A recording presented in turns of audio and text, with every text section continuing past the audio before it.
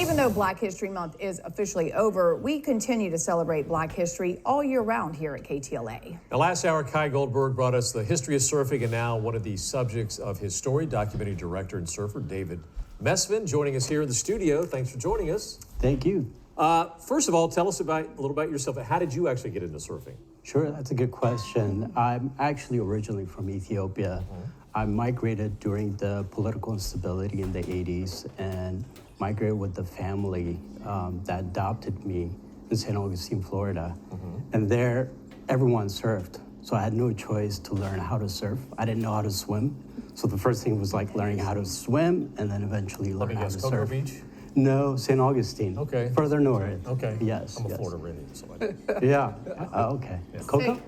Huh? Cocoa Beach? No, I grew up in Lakeland, but I used to go, that's where I learned to surf, was in okay. Cocoa Beach, yeah. Oh, I didn't know you surfed. When I was a kid. Oh, cool. High school, college. All right. Adulthood till about my 30s, and I kind of gave it up. Yeah. All right. Scared of the sharks. All right. So you've been surfing all these years. Why Yes. make a documentary? And you did it actually during COVID. Indeed.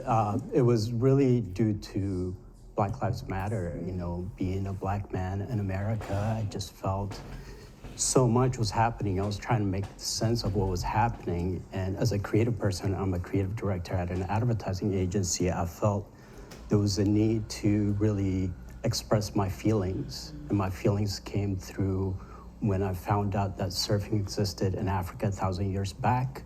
Surfing has been a place of refuge for me, and we have such a beautiful surfing community in Southern California. So between, you know, this amazing story of 1,000 years in Africa and the community, I felt there was a need to express it, and the only way to express it was through documentary. Yeah. Right.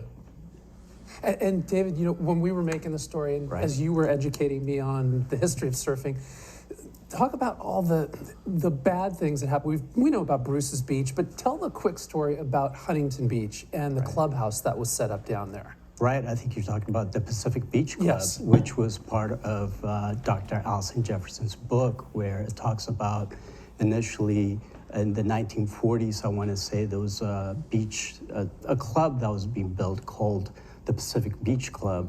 And they had their first event, their initial event, about 10,000 people showed up at that event, imagine back then.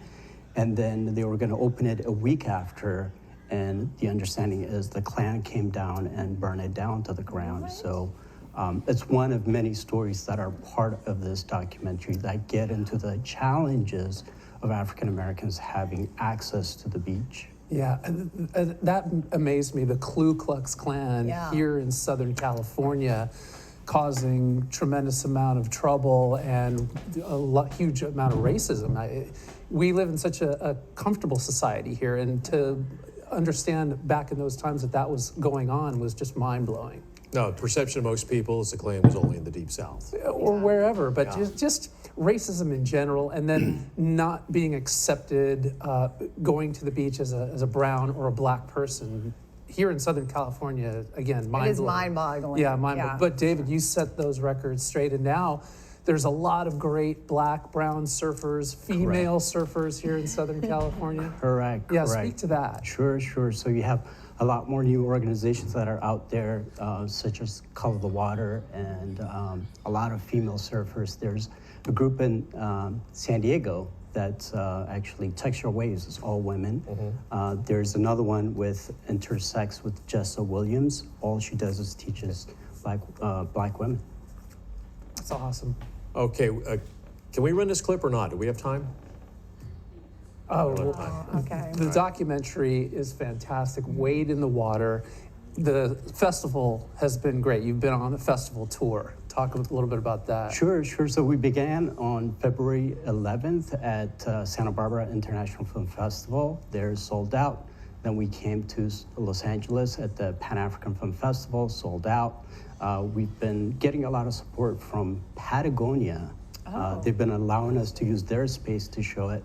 They're sold out. San Diego State sold out. And then this weekend we added a new show at the Garland Hotel, and that's sold out. I think the thing to take away is the reaction that I'm getting from people. You know, a lot of women and men, African American, how healing has this project been for them. Just watching the history of it and also these newer organizations. So Well, that's thank you beautiful. for putting your heart and passions into it, and it's so important. Thank you so much Yes, for and thanks for having me being here. here, and best of luck. All right. We'll definitely check it Glad to out. see it's good and good reception from everybody. Yeah. Yeah. All right, Kai, what do you got for us? Well, it's a great documentary, and I urge everybody to try and see it if you can. And we'll talk to David throughout the year and keep up to speed, if you will. We'll